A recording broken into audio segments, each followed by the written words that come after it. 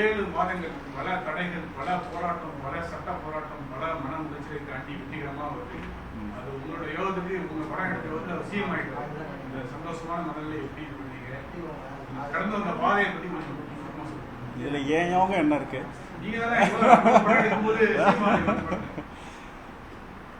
இல்லை, இது நிறைய தடைகள் இருந்தது, நிறைய பிரச்சனைகள் இருந்தது. பட் எண்ட் ஆஃப் த டே அந்த படம் இன்றைக்கி ரிலீஸ் ஆகுது. அதனால் இப்போ ரிலீஸ் ஆக போகிற படத்தை எல்லாரும் வந்து சப்போர்ட் பண்ணலாம். இந்த படம் பல பிரச்சனைகள் இருக்கிறதுனால இந்த படத்துக்கு அநீதி நடந்திருக்கா அல்லது நல்லது நடந்திருக்கா இது எல்லாமே மக்களுக்கு தெரியும். ஸோ அதுக்கான ஜஸ்டிஸாக இந்த படத்தை வந்து அவங்க சப்போர்ட் பண்ணணும். இல்லை, நான் இன்னும் இதை பற்றி நிறைய பேசலை. ஒரு வாட்டி சினிமா ஈவெண்ட்டில் பார்த்தேன், நிறைய பேசலை. சார், படத்துக்கு சான்றிதழ் சிஎம் சாருக்கு எப்பவுமே ஃபேமிலி ஆடியன்ஸ் பெரிய குழந்தைகளுக்கும் இப்போ சர்டிஃபிகேட் வந்து குழந்தைகள் வர முடியாமல் ஒரு இருக்கு. இது எந்த அளவுக்கு ஒரு பாதிப்பு ஏற்படும்? இல்லை, அது எல்லாருக்கும் வருத்தம் தான். எங்களுக்கும் ப்ரொடியூசருக்கு கஷ்டம்தான், எனக்கும் வருத்தம் தான். ஸோ அது கொஞ்சம் கஷ்டம்தான். பட் ஆனால் எங்களுக்கு அதை ஃபைட் பண்ணுறதுக்கான டைம் உண்மையிலே இல்லை. இப்போ ஒரு சர்டிஃபிகேட் கிடச்சிருக்கு, அந்த படத்தை ரிலீஸ் பண்ணுறது தான் எங்களோட ஃபஸ்ட்டு ப்ரியாரிட்டியாக இருக்குது. அதை எதிர்த்து ஃபைட் பண்ணி அந்த சர்டிஃபிகேட்டை, ஏன்னா ஃபஸ்ட்டு யூஏ தான் கொடுத்தாங்க, அதுக்கப்புறம் இப்போ ஏன்னு கொடுக்கும்போது அதை ஃபைட் பண்ணுறதுக்கான டைம் உண்மையிலே எங்களுக்கு இல்லை. சார், படம் ரிலீஸ் முன்னாடி வீக் ஆனாலும் இப்போ புக்கிங் பார்க்கும்போது நல்ல ஒரு வரவேற்பு பெற்றிருக்கேன். இதை எப்படி பார்க்குறீங்க? இல்லை, அது உண்மையிலே மக்களுக்கு தேங்க்ஸ் சொல்லணும். அவங்க நினச்சா தேட்டருக்கு வராமல் இந்த படத்தை பார்க்கறதுக்கான வாய்ப்பு அவங்களுக்கு இருக்குது. ஸோ அவங்க ஃபஸ்ட்டு அவங்களோட நேர்மைக்கு, அப்புறம் விஜய் சார் மேலே அவங்க வச்சுருக்கிற மரியாதைக்கு, அதுக்கு வந்து ஒரு பெரிய சல்யூட் தான் அவங்களுக்கு கொடுக்கணும். ரொம்ப பெரிய அது காலத்துக்கும் நன்றி கடன் பட்ட ஒரு விஷயமாக தான் பார்க்கணும். இந்த படம் லீக் ஆனப்போ ஒரு 2-3 ரூபாய் நான் அழுதுருக்கேன், ரொம்ப ஃபீல் பண்ணேன் அப்படின்னு சொல்லியிருந்தீங்க. அந்த நேரத்தில் அந்த டைம் எப்படி கடந்து வந்தீங்க சார்? அதே தான் இல்லை, அந்த ஃபீல் ஒன்று இருக்குல்ல, அதாவது வாட் நெக்ஸ்ட் அப்படின்னா அதுக்கு ஆன்சரே இல்லைன்னா உங்களுக்கு ஒரு ரொம்ப கஷ்டமான ஒரு ஃபீல் ஒன்று இருக்குல்ல. இப்போ நம்ம நிறைய பேருக்கு நிறைய ப்ராமிஸை ஒன்று பண்ணுவோம் ஒரு ப்ராசஸில், அது வந்து அதில் நம்மளும் இருப்போம். இந்த படம் வந்த பிறகு நம்ம இதை பண்ணலாம் அதை பண்ணலாம் அப்படின்னு நமக்கு நிறைய கால்குலேஷன்ஸ் இருக்கும். சுயநலமாக யோசிச்சா ஃபினான்ஷியல் கமிட்மெண்ட்ஸ் இருக்கும். அது எல்லாமே கொலாப்ஸ் ஆகுதுல்ல. ஃப்யூச்சர் கொலாப்ஸ் ஆகுது, படம் கொலாப்ஸ் ஆகுது. நம்ம ஒரு ப்ரொடியூசருக்கு ஒரு பணத்தை செலவு பண்ணியிருக்கோம், அது கொலாப்ஸ் ஆகுது. நம்மளுடைய கமிட்மெண்ட்ஸ் கொலாப்ஸ் ஆகுதுன்னும் போது அதுலேருந்து மேல் இருந்த டைம் தான் ஹீல் பண்ணோம். ப்ரொடியூசரும் சப்போர்ட்டிவாக இருந்தார், ஹீரோவும் சப்போர்ட்டிவாக இருந்தாங்க. ஸோ அவங்க 2 பேரும் ரொம்ப ஸ்ட்ராங் அண்டர்ஸ்டாண்டிங்கில் இருந்ததுனால விஜய் சாரும் கேவிஎன் சாரும் அது எங்களுக்கு ஓரளவுக்கு அதுலேருந்து வெளியே வர்றது ஈஸியாக இருந்தது. கடைசி படம் அப்படின்றப்போ டைரக்டாகவே நம்ம ஃப்ரெஷ் ஸ்டோரியே எடுத்துக்கலாம். ஆனால் ரீமேக் அப்படின்னு போகிறப்போ அதுக்கான காரணம் என்ன? காரணம் ஒன்றும் இல்லை. இது வந்து நிறைய டைரக்டர்ஸ் சாருக்கு கதை சொன்னாங்க. அப்போ அவரோட லாஸ்ட் படம் எப்படி இருக்கணும்னு அவருக்கு ஒரு ஆசை இருக்கும்ல. அப்போ எல்லோரும் சொன்ன கதையை விட அவருக்கு இன்னொரு கதை பிடிச்சிருக்கு. அதுக்கு அடிப்படை காரணம் என்னென்னா அவருக்கு அந்த விமன் எம்பவர்மெண்ட் மேலே இருக்கிற ஒரு ஆர்வம், பெண்கள் தைரியமாக இருக்கணும் அப்படின்ற ஒரு எண்ணம் வந்து அவருக்கு இருக்குது. ஸோ பெண்கள் மேலே வந்து அவருக்கு எப்பவுமே அந்த ரெஸ்பெக்டும் அவங்க லைஃப் பெட்டராகணுன்ற எண்ணமும் இருக்குது. அது அந்த படத்தில் இருக்குது. ஸோ அதில் நிறைய அவருக்கு பிடிச்ச நிறைய விஷயங்கள் இருக்குது. அப்போ அந்த படத்தை பண்ணணுன்னு அவருக்கு ஒரு ஆர்வம் இருந்தது. அந்த வாய்ப்பு வந்து யாருக்கு வேணால் கொடுத்துருக்கலாம். ஹண்ட்ரட்ஸ் ஆஃப் டைரக்டர்ஸ் இருக்காங்க, யாருக்கு வேணால் கொடுத்துருக்கலாம். அப்போ அவர் என்னை கேட்கும்போது அதுக்கு நோ சொல்லணும்னு எனக்கு தோணலை. அப்போ விஜய் சார் கூட படம் பண்ணுற வாய்ப்பு கிடைக்கிறது பெரிய விஷயம். அது கிடைச்சி அதில் என்ன பெட்டர் பண்ணலாம் அப்படின்னும் போது அதை பண்ணியிருக்கோம். இப்போ அந்த படத்தை பாதி எடுத்துக்கிட்டு ஒரு பாதியை வந்து ஒரு சென்சிட்டிவான நல்ல பாலிடிக்ஸை பேசியிருக்கோம். அது நம்ம எல்லாருக்குமே அதை பற்றின டிஸ்கஷன்ஸ் நீங்கள் எல்லாம் பண்ணிங்கன்னா அது ஃப்யூச்சர் நம்ம எல்லாருக்குமே பெட்டராக இருக்கும்னு தோணுது. யாருமே பாதிக்கப்படாத ரொம்ப பாதிக்கப்பட்டு 7 மாதம் நிறைய பொருள் எடுத்து மன இழப்புக்கு தனிப்பட்ட முறையில் சென்சார் மேலே கோவம் இருக்கா, இல்லை ஏதாவது மாறணும்னு ஒரு பாதிக்கப்பட்டாருன்னு நினைக்கிறீங்க? சென்சார் மேலே எப்படி நம்ம கோவம் பண்ண முடியும்? சென்சாரால் இது தனிப்பட்ட ஒரு சென்சார் நினச்சி இது நிறுத்த முடியாதுன்னு நான் நினைக்கிறேன். அவங்க மேலே எனக்கு எந்த கோவம் இல்லை சார். இப்போ சென்சார் பிரச்சனைன்றப்ப ஜனநாயகத்துக்கு தான் மிகப்பெரிய பிரச்சனையாக இருந்துச்சு. இதுக்கு முன்னாடி பராசக்திக்கும் முன்னாடி நடிகருக்கு சென்சார் ஒரு பெரிய பிரச்சனையாக இருக்குது. சென்சாரில் என்ன நடக்குது அப்படிங்கிறத ஏன் படக்குழுவோ நீங்கள் மட்டும் இல்லாமல் இதுக்கு முன்னாடி படக்குழுவும் சரி ஏன் பொதுவெளியில் பேசக்கூடாது அப்படிங்கிறத பற்றி ஒரு கேள்வி எழுதி இல்லை. அதை பற்றி சோஷியல் மீடியாவில் பரவிட்டே இருக்குது, இதுதான் நடக்க போகுது அப்படின்னு கிளாரிட்டியாக ஒரு ஸ்டேட்மெண்ட் கொடுக்குறதுல என்ன பிரச்சனை? கிளாரிட்டியாக எவிடெண்ட்டாக இருக்குது. நீங்கள் அதை போடலாம். ஆக்சுவலாக இப்போ வந்து என்ன தேதியில் அப்ளை பண்ணியிருக்கோம், இன்டர்நெட் போனால் நீங்கள் பார்க்கலாம். என்ன தேதியில் அவங்க படம் பார்த்தாங்க இன்டர்நெட்டில் பார்க்கலாம். அதுக்கு நீங்கள் 2-3 கால் பண்ணால் கிடச்சிரும் டேட்டாஸு. அப்புறம் என்ன அவங்க பண்ணாங்க அப்படின்றதும் எல்லாமே ஆன்லைன் ரெக்கார்டாக தானே இருக்குது. இப்போ ஆமாம் ஆமாம் இல்லை, அதான் சொல்கிறேன். இப்போது எவிடன்ஸாக இருக்கிறது மட்டும்தான் நம்மளால் பேச முடியும். அதுக்கு தான் நமக்கு ஆதாரங்கள் இருக்குது. இப்போ ஆஃப் தி ரெக்கார்டாக ஒன்று நான் பேசுகிறேன், அப்போ எனக்கு அது எவிடன்ஸ் இல்லை. அது ஒரு பெரிய இன்ஸ்டியூஷன், ஒரு பெரிய ஒரு டெல்லி கவர்மெண்ட்டோடைய பவர்ஃபுல்லான இன்ஸ்டியூஷன் அது. அப்போ நான் ஒரு ஆதாரம் இல்லாமல் ஒரு விஷயத்தை எப்படி பேச முடியும்? நிறைய இருக்குது, பேசுகிறதுக்கு நிறைய இருக்குது. பட் ஆனால் அது ஆதாரம் இல்லாமல் எப்படி நம்ம பேச முடியும்? அப்போ சட்டத்துக்கு உட்பட்டு ஒரு செயல் நடக்கலைன்னா அது நம்ம கோர்ட்டுக்கு போய் சேலஞ்ச் பண்ணுறோம். இந்த மாதிரி ரூல்ஸ் இருக்குங்க, இந்த மாதிரி கொடுக்காத தப்பு அப்படின்னு கோர்ட்டு ஒத்துக்கிட்டு சர்டிஃபிகேட் கொடுக்க சொல்கிறாங்க. அதுக்கப்புறம் அதுக்கு ஒரு தடை வருது. தடை வந்த பிறகு சட்டத்தை வச்சு நம்ம என்ன வேணால் பண்ண முடியும், இல்லை நீதியை தாமதப்படுத்துறதுக்கும் அங்கே சோர்ஸஸ் இருக்குது. ஸோ அப்படி எங்களுக்கு ஒரு அநீதி நடந்திருக்கு. பட் ஆனால் அதை எப்படி இதான் நடந்ததுன்னு சொல்லு அப்படின்னா என்கிட்ட எந்த எவிடன்ஸும் இல்லை சொல்கிறதுக்கு, அவ்வளோதான். ஸோ அதை மக்கள் புரிஞ்சுப்பாங்கன்னு நான் நினைக்கிறேன். புரிஞ்சுக்கிட்டு அதுக்கான தீர்ப்பு கொடுப்பாங்கன்னு நினைக்கிறேன். சார் நேற்று வந்த புது ப்ரோமோவில் சார் செகண்டரியில் செஞ்ச ஒரு சில செய்கைகள்லாம் வந்திருந்தது, கோட் செட் போட்டது, அது மாதிரி என்னென்ன எலமெண்ட்ஸ்லாம் புதுசாக சேர்த்துருக்கு சார் படத்தில் சார்? ஆனால் இவ்வளோ ஃபாஸ்ட்டாக கேட்குறேன், கொஞ்சம் ஸ்லோ. நேற்று வந்து புது ப்ரோமோவில் சார் செகண்டரியில் செஞ்சது ஒரு சைகைலாம் வந்து இருந்தது, அதுமாதிரி கோட் செட் போட்டதுலாம் வந்திருந்தது. அந்த மாதிரி என்னென்ன எலமெண்ட்ஸ்லாம் புதுசாக சேர்த்துருக்கோம் சார்? எலமெண்ட்ஸ்னால் சென்சார் மாறினதுனால அதில் கட்டான நிறைய விஷயங்கள் புதுசு தான் ஆட் ஆகிருக்கு. அது அப்படியே மேஜர் சேஞ்சா அப்படின்னா மேஜர் சேஞ்ச் இல்லை, குட்டி குட்டி விஷயங்கள் இருக்குது. வெளியிலிருந்து பெருசாக கண்டென்ட் நம்ம உள்ள சேர்க்கலாம்னு சொல்லியிருந்தோம். ஆனால் சட்டமன்றத்தில் நடக்கிற ஒரு சைகையை உள்ள படத்துக்குள்ள கொண்டு வந்திருக்கோம். அது படத்துக்குள்ள மட்டும் சட்டமன்றத்தில் அவர் சட்டமன்றத்துக்கு வரதுக்கு முன்னாடி அது படத்தில் இருக்குது. இப்போ அதுக்கப்புறம் தானே அவர் சட்டமன்றத்துக்கு வந்தார்.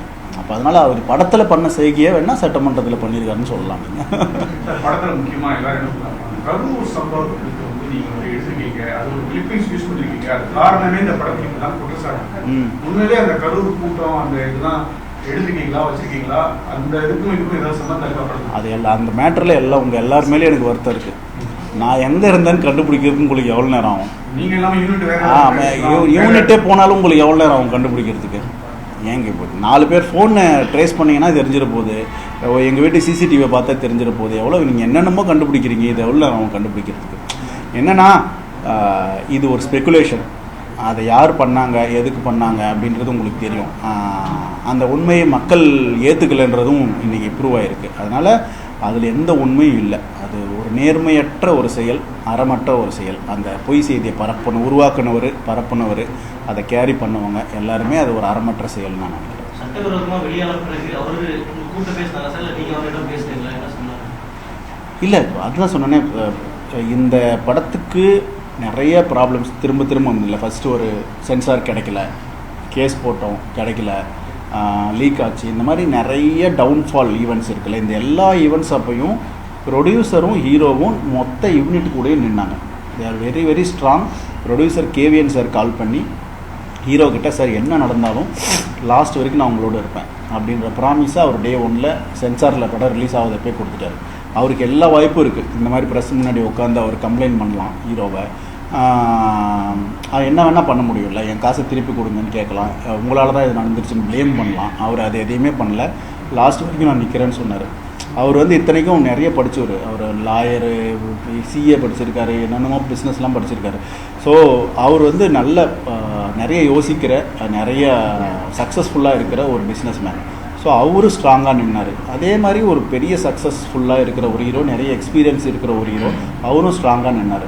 ஸோ அப்படி இருக்கும்போது எங்களுக்கு இதை கடக்கிறது ஈஸி தான். படத்தை கிட்டத்தட்ட 1 கோடி பேருக்கு மேலே பார்த்துட்டாங்க இணையம் மூலமாக. ஆனால் அவர் வந்து ஒரு ட்விட் போட்டெல்லாம் இந்த படத்தை யாரும் பார்க்காதீங்க அப்படின்னு சொல்லி பார்த்து மேக்ஸிமம் பார்த்துருக்க மாட்டாங்க இந்த அளவுக்கு. அவர் அன்னைக்கு அதை பற்றி பேசல அப்படின்றது நீங்கள் நினைக்கிறீங்களா? இல்லை, அது அந்த மாதிரி போட்டால் என்ன ஆகும்னா, இப்போ இது ஒரு பெரிய பிரச்சனையா, நாட்டில் எவ்வளோ பிரச்சனை இருக்குது, இதுக்கு போய் ட்வீட் போட்டுட்ருக்காரு. விவசாயிகள் பிரச்சனை இருக்குது, அந்த பிரச்சனை இருக்குது, இந்த பிரச்சனை இருக்குது, இதுக்கெல்லாம் பேசாதவர் இதுக்கு மட்டும் பேசுகிறாரு அப்படின்ற விமர்சனம் வரும்ல.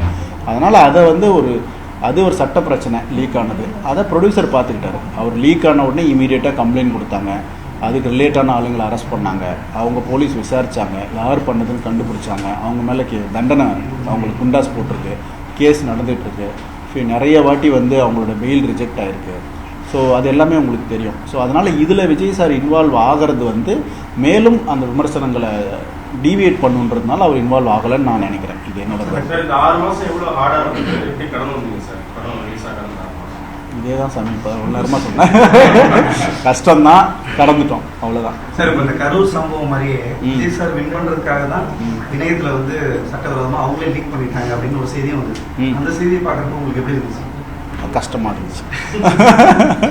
இல்லை அது ஒரு அப்படி யோசிக்கிறது எவ்வளோ டஃப்பான வேலை. இந்த படம் வந்து ஒரு 400 கோடி ரூபா இருக்கும், ஓகேங்களா? 400 கோடி ரூபா படத்தை ஒன்று வேணும்னே லீக் பண்ணுறதுன்னு வச்சுக்கோங்க. சரி, அப்படி ஒன்று நடந்தால் அதை கண்டுபிடிக்கிறதுக்கு அப்போ இருந்த அவர் அரசியல்வாதி இல்லை, அவர்கிட்ட இன்ஸ்டிடியூஷன்ஸ் இல்லை, அவர்கிட்ட ஸ்டேட் இன்ஸ்டிடியூஷன்ஸும் இல்லை, சென்ட்ரல் இன்ஸ்டிடியூஷன்ஸும் இல்லை. அப்போ இவங்கெல்லாம் சேர்ந்து கண்டுபிடிக்கிறதுக்கு எவ்வளோ நேரம் ஆகும்? அவங்களே லீக் பண்ணோம். மேட்ரு ஆஃப் ஹவர்ஸில் அவங்க கண்டுபிடிச்சிடலாம், இல்லை மேட்ரு ஆஃப் டேஸில் கண்டுபிடிச்சிடலாம்.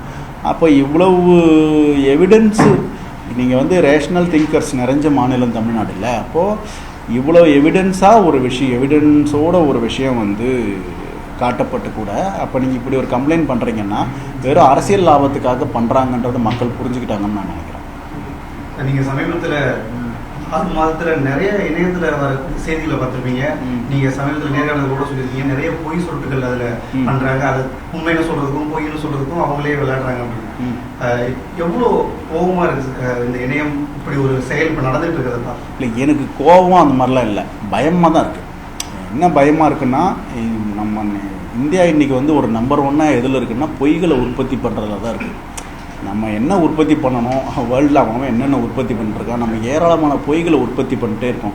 ஹிஸ்ட்ரியை பேஸ் பண்ண வரலாற்று பொய்கள், ஜாதியை வச்சு பொய், மதங்களை வச்சு பொய், பிஹேவியர்ஸ் வச்சு பொய். இந்த பொய்கள்லாம் என்ன பண்ணுதுன்னா, ஒருத்தனை வந்து காம்படிட்டிவ் மைண்ட் செட்டை க்ரியேட் பண்ணாமல் அவனுக்கு வந்து ஒரு இன்செக்யூரிட்டி மைண்ட் செட்டை க்ரியேட் பண்ணுது. இவனால தான் நம்ம ஜெயிக்கலை, இவனால தான் நம்ம எல்லாத்தையும் இழந்துட்டோம், இப்படின்ற ஒரு இன்செக்யூரிட்டி மைண்ட் செட்டை க்ரியேட் பண்ணுது. ஸோ அது வந்து ஒரு தேசத்தோட வளர்ச்சிக்கு ரொம்ப ஆபத்து. ஸோ ஒரு பொய் வந்து ஒரு மனுஷனை முட்டாளாக்கிடும். முட்டாள்கிட்ட எந்த கேள்விக்காவது பதில் இருக்குமா? அப்போ அவன் என்ன பண்ணுவான்? அவனை நீங்கள் திரும்ப திரும்ப கேட்டிங்கன்னா கோவம் வந்துடும், அவனுக்கு வயலன்ஸ்குள்ளே போவான். ஸோ அதனால் இந்த என்னுடைய பர்சனல் விருப்பம், இந்த பொய்களை உருவாக்குறவங்களை தடுக்கிறதுக்கும் பரப்புறவங்களை தடுக்கிறதுக்கும் சட்டங்கள் வேணும். அது உற்பத்தி பண்ணுற வெறுப்பை தடுக்கிறதுக்கு சட்டங்கள் வேணும்னு நினைக்கிறேன். சார், இந்த படம் வந்து உங்களுக்கு குழந்தை மாதிரி இவ்வளோ நாள் ரிலீஸ் ஆகிறதுக்கு நீங்கள் அவ்வளோ கஷ்டப்பட்டுருக்கோம். நடிகராக, ஒரு முதல்வராக விஜய் சார் உங்களுக்கு எந்த அளவுக்கு சப்போர்ட்டாக இருந்தாங்க? பேசி சொல்லிட்டேனே, பதில் சொல்லிட்டேனே. ஆரம்ப காலத்தில் எல்லாமே அவங்க 2 பேரும், ஹீரோ ப்ரொடியூசர் 2 பேரும் ஸ்ட்ராங்காக இருந்தாங்க. அது வந்து ஒரு ஆலமரம் மாதிரி நின்னாங்க, நாங்கள் நிழலில் நின்றுக்கிட்டோம். அதனால எங்களுக்கு வெயில் படலை. முதல் நாள் இந்த படம் வந்து 150 கோடி ரூபா உலக லெவலில் வசூல், தமிழ்நாட்டில் 80 கோடி ரூபா வசூல், புது சாதனையை வந்து உருவாக்கணும். இந்த சாதனையை வருங்காலத்தில் இப்போதைக்குள்ள படங்கள் வந்து ரிப்பீட் பண்ணக்கூடாது அப்படின்னு ஒரு காக்கட்டுற மாதிரி பேசிருக்கு. அது நடக்கும் 150 கோடி 50 கோடி நடக்கும் நம்புறீங்களா? நான் வந்து உங்ககிட்ட ஒரு வைக்கிற வேண்டுகோள் என்ன, இந்த கேள்வியே நீங்கள் இனிமேல் எங்கேயுமே கேட்காதீங்க. ஏன்னா இது வந்து மக்களுக்கு ஒரு தேவையில்லாத பிரச்சனை. அவங்களுக்கு அந்த படம் என்டர்டைனிங்காக இருக்கா, ஒரு எஜுகேஷனலாக இருக்கா, அந்த படத்தில் அவங்க என்ன தெரிஞ்சுக்கிட்டாங்க, அவங்க லைஃப் அது ஏதாவது பெட்டர் பண்ணிச்சா, அதுதான் நம்ம விவாதிக்க வேண்டிய விஷயம்னு நினைக்கிறேன். நீங்கள் அதை தான் கொண்டு போகணுன்னு நான் நினைக்கிறேன். படத்துக்கு முதல் நாள் டிக்கெட்டு, முதல் நாள் சார் படத்துக்குலாம் எவ்வளோ ரேட்டு கொடுக்கணும். இப்போ வந்து அவங்க சிஎம் ஆகிருக்காங்க, அது வந்து அரசும் கண்காணிக்கணும். ஒரு லஞ்சம் வாங்கினா அந்த நம்பர்லாம் பேசுங்க அப்படிங்காங்க. அதே மாதிரி முதல் நாள் டிக்கெட்டோ, அந்த முதல் ஷோ டிக்கெட்டோ அதிக விலைக்கு விட்டா இதெல்லாம் புகார் பண்ணுங்க, நடவடிக்கை எடுக்குன்னு அறிவிப்பாங்க. அது நீங்கள் என்கிட்ட கேட்டால் எப்படி? நான் சம்மந்தப்பட்ட ஆளுகிட்ட கேளுங்க, அவங்க பதில் சொல்லுவாங்க. இல்லை, அது ப்ரொடக்ஷன் தான் தெரியும், எனக்கு கரெக்டான நம்பர்ஸ் தெரியல. லக்கி சாமா தயாரிப்பாளர் வந்து டெல்லி பிரதிநிதி ஆயிட்டாரு. உங்களுக்கு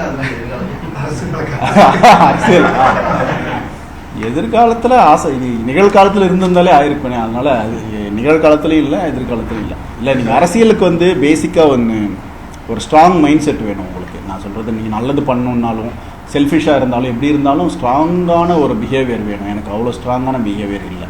என்ன கேட்கிறாங்கன்னா நிறைய பேர் இதை ராஜினாமா பண்ணிருக்காங்க, திருச்சி இடைத்தேர்தலாம் வருது, மேலிட பிறகு மாதிரி வினோத் சாருக்கு ஏதாவது ஒரு நான் கேட்டாலும் தரமாட்டாங்க, இவன் அதுக்கு செட் ஆக மாட்டான். ஊடகத்துறையிலிருந்து வந்திருக்கீங்க சார். அவர் அரசியல் போறாங்க, கடைசி படம் நீங்க அவர் கூட ஒர்க் பண்ணும்போது அரசியல் சார்ந்த விவாதங்கள் அவர் கூட இருந்தது இல்லை. அவர் கூட அரசியல் சார்ந்த நான் வந்து மொத்தமாகவே அரசியலில் அவர்கிட்ட ஒரு 2 வார்த்தை முதல் மாநாடு போட்டப்போ ஸ்பீச் நல்லா இருந்தது சார்னு சொன்னேன். அவ்வளோதான். அந்த மாதிரி ஏதாவது ஒரு நல்லா இருந்தது அப்படின்ற ஏதாவது ஒன்று சொல்லுவேன், அவ்வளோதான். இது உங்களுக்கு மாட்டி வந்ததுக்கான கேள்வி இல்லை. அதாவது விஜய் சார் வரும்போது நானே ஜெயிப்பாருன்னு நினைக்கல அப்படின்னீங்க. ஆமாம். எதனால்?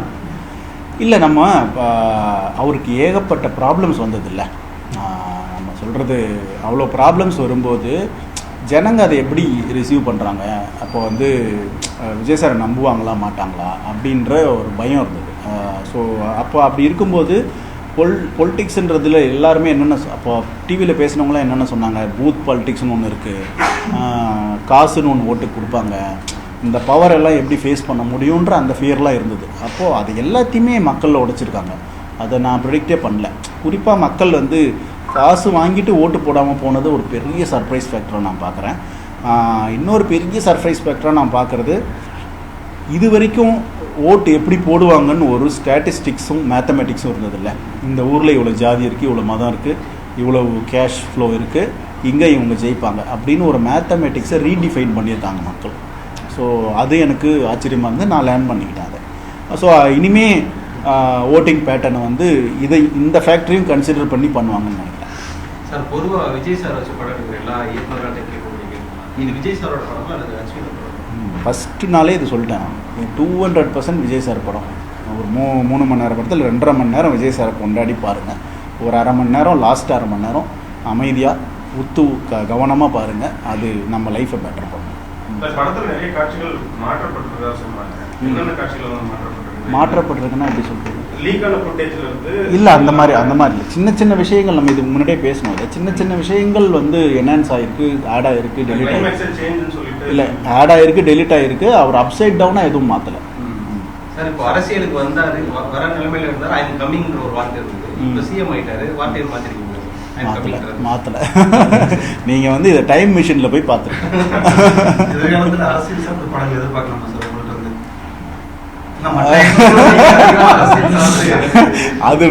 அதுவாது ரிலீஸ் ஆகுமா தெரியல. இல்லை, அது வந்து ரூல்ஸ் என்ன அலோவ் பண்ணுதோ அது பண்ணியிருக்கேன். அது வெள்ளித்திரையில் காண்க. அடுத்தடுத்து படங்கள் பண்றீங்க. ஆமாம், நான் வந்து பணம் போட்டு ப்ரொடியூஸ் பண்ணல. நான் வந்து ப்ரெசென்ட் பண்ணுறேன், ப்ரொடக்ஷன் பண்ணுறேன். ஒரு படத்தை வந்து ஷான் ஒரு இன்வெஸ்டர் பண்ணுறாரு, இன்னொரு படத்தை சுதன் ஃபேஷன் ஸ்டுடியோஸில் தான் அவர் பண்ணுறாரு. நான் ப்ரொடக்ஷன் மட்டும் பார்த்துக்கிறேன். சார், போஸ்டர்ல படத்தோட ரிலீஸ் போஸ்டர்ல முதல்வர் விஜய் அப்படின்னு சொல்லிட்டு தான் போஸ்டர் பண்ணிருக்காங்க. படத்தோட டைட்டில் கார்டுலயுமே அது வருமா? இப்போதானே அவர் கேட்டார்.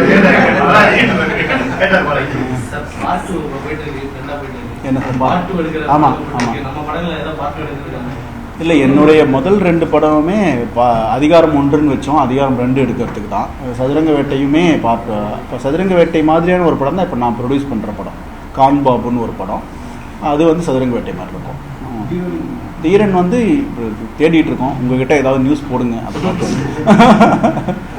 சார், அஸ்வினோத்துக்கும் தாமதத்துக்கும் ஏதாவது தொடர்பு இருக்கு? ஏன்னா வலிமை ஒரு பக்கம் இப்படிதான் அப்டேட்டா கேட்டு தள்ளாங்க, அதுக்கப்புறமா அப்டேட் இல்லை, நம்ம வாழ்க்கையில இயற்கையும் விளையாடுது, அரசியலும் விளையாடுது. சில செய்திகள் வந்து சம்பளத்தை வந்து விட்டு கொடுத்தாரு, அந்த மாதிரி சில ஊடகங்கள் வந்து அவங்களாம் ரொம்ப ப்ரெஷர் பண்ணி பேசாங்க. ஆனா வந்து சார் வந்து ப்ரெஷர் கொடுக்குறாரு. அதில் கொஞ்சம் உண்மை, கொஞ்சம் பொய். இப்போ இருக்கிற என்னன்னா இயக்குநர்கள்லாம் நடிகர் நீங்கள் ஏதோ கேட்பாதீங்க. நீங்கள் ஜனநாயகன் மூவிலேயே நீங்கள் நிறைய விஜய் சாரோட பேசியிருப்பீங்க. அப்போது வந்துட்டு பொலிட்டிக்கல் ஆஸ்பிரேஷன்ஸ்லாம் பேசியிருப்பாங்க. அது வந்து சிஎம் ஆனதுக்கப்புறம் 50 days ஆச்சு, அது ஏதாவது நிறைவேற்றிருக்காரா? அதை பற்றி தான் சொல்ல முடியுமா? எனக்கு புரியல. நீங்கள் ஷூட்டும் போது நிறைய பேசியிருப்பீங்க பாலிடிக்ஸ் பற்றி. நான் தான் சொன்னேன், எதுவுமே பேசணுன்னு பேசலையே. வேற இந்த கேள்விக்கு என்கிட்ட பதிலும் இல்லை, அது நடக்கிறதும் இல்லை. இப்போ படத்துல ஒரு சில காட்சிகள் வச்சிருந்தீங்க, ஒரு ரூம்ல போட்டிட்டு சில பொலிட்டீஷியன்ஸ் சட்டையை பண்ணாங்க. ஆமா, இது மாதிரி காட்சியெல்லாம் வந்து ட்ரைலர்ல வந்ததுக்கப்புறம் தனிப்பட்ட தாக்குதல்கள் மிரட்டல் எதுவும் ஃபேஸ் பண்ணிக்கிறேன் சார்? இல்லை கதைக்கு தேவைப்பட்டு தான் பண்ணியிருக்கோம். அந்த மாதிரி பண்ண மாட்டோம். இந்த படம் தனிப்பட்ட மனிதர்களையோ அமைப்புகளையோ கட்சிகளையோ யாரையுமே குறி வச்சு பண்ணல. நமக்கு ஒரு சமூகத்தை நம்மளை சுற்றி நடக்குது இல்லை, அதில் சில வருத்தங்கள், கேள்விகள், பிரச்சனைகள்லாம் இருந்தது. அதை தான் எக்ஸ்பிரஸ் பண்ணியிருக்கோம். இது தனி மனிதர்களை தாக்குற படம் இல்லை. நான் வந்து டே ஒன்லேயே சொல்லியிருக்கேன், எந்த தனி மனிதனையும் தாக்கக்கூடாதுன்றதுல விஜய் சார் உறுதியாக இருந்தார். லட்சுமிநாத் அதிகமாக சோஷியல் மீடியாவில் ஆக்டிவ்ல இருக்க மாட்டேன்ற ஒரு ஸ்டேட்மெண்ட் ஆரம்பத்துலேருந்து இருக்கு. ஆமாம். ஆனால் இன்னொரு பக்கம் பார்த்தீங்கன்னா விஜய் சாரோட ஃபேன்ஸாக இருக்கட்டும், அவங்களோட தொண்டர்களாக இருக்கட்டும், விர்ச்சுவல் வாரியர்ஸ்னு சொல்லிட்டு சோஷியல் மீடியா அதிக ஆக்டிவாக இருக்கும். ஒரு பக்கம் ஜனநாயகம் ரிலீஸ் ஆனதுக்கப்புறம், லீக் ஆனதுக்கப்புறமா ஜஸ்டிஸ் ஃபார் ஜனநாயகம் ஒரு ஹேஷ்டேக் ரொம்ப ட்ரெண்ட் ஆச்சு. ஸோ அந்த டைமில் சோஷியல் மீடியாவில் உங்களால் ஒரு சப்போர்ட் கொடுக்க முடியல அப்படின்ற மாதிரியான விஷயம் இல்லை, அது தேவைப்படலன்னு நினைக்கிறேன் நான். இப்போ சோஷியல் மீடியாவில் இருக்கிற பிரச்சனை என்னென்னா, நீங்கள் அது உள்ளே வந்தீங்கன்னா உங்களுக்கு நிறைய நேரம் வேணும். நீங்கள் ஒரு வாட்டி நீங்கள் ஒன்று போட்டிங்கன்னா அதுக்குள்ளே நீங்கள் ட்ராப் ஆகிடுவீங்க. அப்போ அதுக்கு நிறைய டைம் வேணும். எனக்கு வந்து அவ்வளோ டைமை ஸ்பெண்ட் பண்ணுறதுல விருப்பம் இல்லை. எனக்கு எப்போ சோஷியல் மீடியா வேணுமோ அப்போ நான் அதை பயன்படுத்திப்பேன். நான் அதோட ப்ராடக்டாக இருக்க மாட்டேன். அதுதான் என்னோடய ப்ராடக்டாக இருக்குன்றது தான் என்னுடைய ஜனநாயகம் சந்தித்த பிரச்சனையை என்ன சொல்கிற தைரியமும் இல்லை. சொன்னால் நீங்கள் ஓடுறதுக்கான தைரியம் இல்லை அப்படின்னு அதை சொல்லிட்டீங்களா இல்லை இருந்ததாக இருக்காது? இல்லை, அது நேரம் சொன்னது அவ்வளோ பெரிய ஆளுக்கு பிரச்சனை வரணும், அதை விட பெரிய ஆட்கள் கிட்ட தான் இருக்கும். அப்போ அவங்களோட பேர்லாம் நான் சொல்ல தைரியம் கிடையாது. அதை நீங்கள் சொன்னாலும் போட மாட்டீங்கன்ற மென்ஷனில் தான் சொன்னேன். அதான் எனக்கு தெரியாதுன்ட்டுனே. எனக்கு மனம் திறந்துக்கிறது எல்லாம் இருக்கு. முந்தின படங்கள்லாம் அவருக்கு ரசிகர்கள் முதல்ல இருந்தாங்க.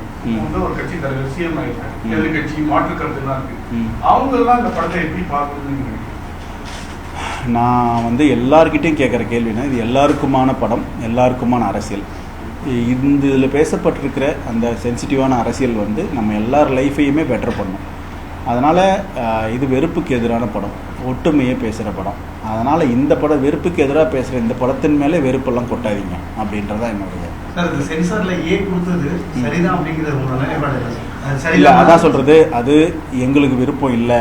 ஏன்னா சரின்னு ஒத்துக்க எங்கள் மனசு வரல. ஏன்னா முதல்ல யூஏ கொடுக்கப்பட்ட ஒரு படத்துக்கு மனம் மாற்றமாகி ஏ கொடுக்கப்படுது. அப்போ அதை ஃபைட் பண்ணுறதுக்கான டைம் இல்லை, அவ்வளோதான். அதை வந்து ப்ரொடியூசரோட டிஸ்கஸ் பண்ணி அவர் அப்ரூவ் பண்ண பிறகு தான் நாங்கள் அதை ஏ வாங்கணும். பட் அதில் எங்களுக்கு வருத்தம் தான், விருப்பம் இல்லை தான்.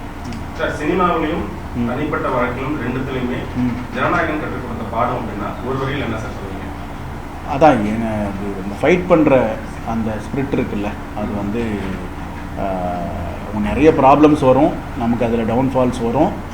அதில் நான் விஜய் சார்ட்டையும் கேவிஎன் ரெண்டு பேர்ட்டையுமே கற்றுக்கிறது என்னென்னா, அந்த விட்டு கொடுக்காத தன்மை இருக்குல்ல. பிரச்சனைன்ன உடனே ப்ளேம் பண்ணாமல், நீ தான் இதுக்கு காரணம், நீ இதை பண்ணு அதை பண்ணு, ப்ளேம் பண்ணாமல் அவங்க ரெண்டு பேரும் உறுதியாக நின்னதுனால தான் இன்றைக்கி இந்த படம் வருது. அவங்க ரெண்டு பேருக்குள்ள முரண் வந்திருந்ததுன்னா அதுதான் நம்ம கற்றுக்க வேண்டிய விஷயம். அந்த ரெண்டு பேரும் யுனைட்டியாக இருந்தாங்க, அதனால் இது வந்திருக்கு. நான் அதுதான் கற்றுக்கிறேன். எது சார்? ஜனநாயகன் பார்ட் 2 நீங்கள் தான் நடிக்கணும். தேசிய விருதுகள் பற்றி உங்களுடைய கருத்து? தேசிய விருதுகள் பற்றி என்ன கருத்து? அதுக்கு என்ன பிரச்சனை இல்லை.